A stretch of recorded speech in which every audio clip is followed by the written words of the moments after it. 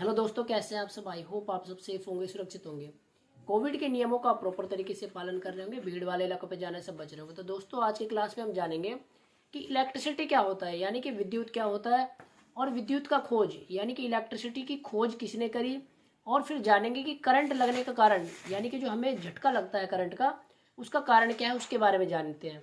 तो चलिए देखते हैं कि क्या क्या कारण है। जानते हैं, विद्युत यानी कि इलेक्ट्रिसिटी। विद्युत एक प्रकार की क्या है, ऊर्जा है। क्या है विद्युत? एक प्रकार की ऊर्जा है, एनर्जी है, जिसे कि हम क्या देख नहीं सकते अपने आंखों से, बल्कि उसके प्रभावों को, किसके, उसके इफेक्ट्स को हम क्या कर सकते हैं, महसूस कर सकते हैं, फील कर सकते हैं। जैसे कि क्या है, शारीरिक प्रभाव।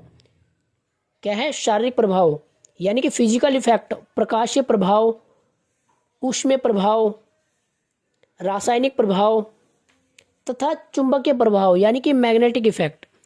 तो ये था विद्युत के बारे में। अब जानते हैं कि इसकी खोज किसने करी। विद्युत की खोज सबसे पहले, किसकी, इलेक्ट्रिसिटी की खोज सबसे पहले 2500 वर्ष पूर्व। कितने वर्ष पूर्व? 2500 वर्ष पहले यूनानी वैज्ञानिक, यानी कि यूनान एक देश है, वहां के वैज्ञानिक थेल्स, थेल्स एक वैज्ञानिक का नाम है। उन्होंने घर्षण के द्वारा, किसके द्वारा, फ्रिक्शन के द्वारा, घर्षण के द्वारा घिस के एबोनॉइट की छड़, एबोनॉइट क्या होता है, एबोनॉइट एक हार्ड रबड़ होता है। क्या होता है? हार्ड रबड़ होता है। उसकी रॉड जो होती है उसको रेशम से रगड़कर, किससे रगड़ के, रेशम से रगड़कर उसके द्वारा कागज के छोटे छोटे टुकड़ों को आकर्षित करने में, क्या करने में, अट्रैक्ट करने में उसको सफलता पाई थी। तथा इसकी व्याख्या यानी कि इसके बारे में जो बताया था, एक फ्रैंकलिन नाम के वैज्ञानिक थे।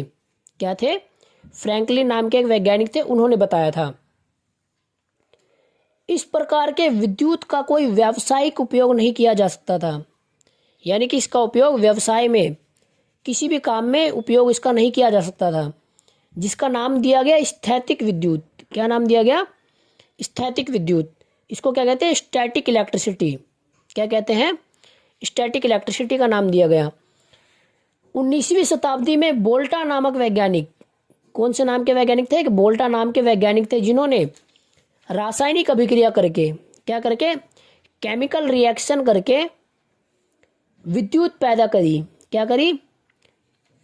विद्युत यानी कि इलेक्ट्रिसिटी जनरेट करी, जिसे चालक तारों के द्वारा, किसके द्वारा, कंडक्टर जो वायर है उसके द्वारा स्थानांतरित करके क्या किया, ट्रांसफर किया। यह चल विद्युत यानी कि डायनेमिक इलेक्ट्रिसिटी कहलाया। इसका नाम क्या दिया गया? Dynamic electricity. इसके बाद फैराडे ने, कौन, फैराडे के वैज्ञानिक थे, उन्होंने चुंबकीय बल रेखाओं द्वारा, क्या चीज, चुंबकीय बल यानी कि मैग्नेटिक फोर्स जो है उसके रेखाओं के द्वारा, धात्विक चालक द्वारा लगातार छेदन करके भी चल विद्युत का उत्पादन किया। क्या किया? लगातार उस पर वर्क करके, काम करके क्या किया, चल विद्युत का उत्पादन किया। अब जानते हैं विद्युत झटका लगने का कारण। जब 90 वोल्ट से अधिक वोल्टेज पर, कितना, जब 90 वोल्ट से अधिक वोल्टेज पर हमारे शरीर के आर पार विद्युत धारा, क्या चीज, विद्युत धारा यानी कि करंट प्रवाह होता है, गुजरता है, तो हमें एक झटके का अनुभव होता है।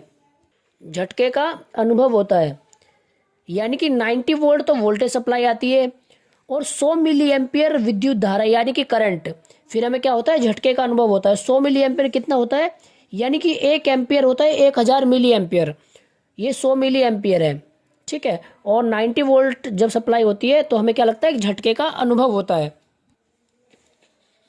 उपरोक्त कारण से ही, जो मैंने ऊपर बताया था उसके कारण से ही जल यानों यानी कि जो जल, जो पानी के जो जहाज होते हैं उसमें थल यानों एवं वायु यानों आदि में सप्लाई वोल्टेज कितनी रखी जाती है, 110 वोल्टेज रखी जाती है।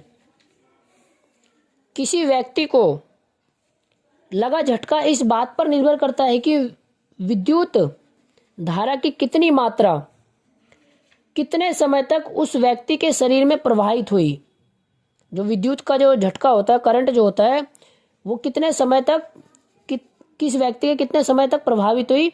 अर्थात यदि 10 मिली एम्पियर की धारा, कितनी एम्पियर की, 10 मिली एम्पियर की धारा, 10 मिली एम्पियर की करंट जो होती है 3 से 4 सेकंड तक प्रवाह यानी कि फ्लो हो जाए किसी व्यक्ति के शरीर से, 3 से 4 सेकंड तक 10 मिली एम्पियर की सप्लाई करंट या धारा प्रवाहित हो जाए, तो उस व्यक्ति की क्या हो सकती है, मृत्यु हो सकती है, वो व्यक्ति मर सकता है।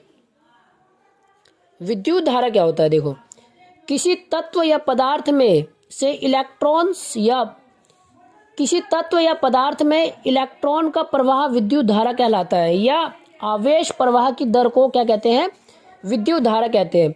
जैसे कि I बराबर Q/T, यहाँ पे I क्या है, करंट है, Q क्या है, कूलाम्ब है यानी कि आवेश है, और T क्या है, समय यानी कि टाइम है। इसका SI मात्रक क्या होता है, एम्पियर होता है। करंट का SI मात्रक क्या होता है, एम्पियर होता है। विद्युत धारा का क्या होता है, SI मात्रक एम्पियर होता है। यदि किसी बिंदु से 1 सेकंड में 6.28 गुणे में 10⁻18 इलेक्ट्रॉन्स प्रवाहित हो जाए, तो विद्युत धारा का मान 1 एम्पियर होता है। कितना होता है, 1 एम्पियर होता है। विद्युत धारा का वेग यानी कि विद्युत धारा की जो गति होती है वो प्रकाश के समान होती है। किसके समान होती है, प्रकाश के यानी कि सनलाइट के समान होती है। कितनी होती है, 3 गुने में 10⁸ मीटर पर सेकंड होता है। आई होप आपको समझ में आ गया होगा कि विद्युत क्या होता है, विद्युत की खोज किसने करी, और विद्युत का झटका लगने का कारण क्या क्या होता है। तो आई होप आपको समझ में आया होगा। तो सेफ रहिए, सुरक्षित रहिए, और हमारे चैनल को लाइक शेयर सब्सक्राइब करना ना भूलें। धन्यवाद।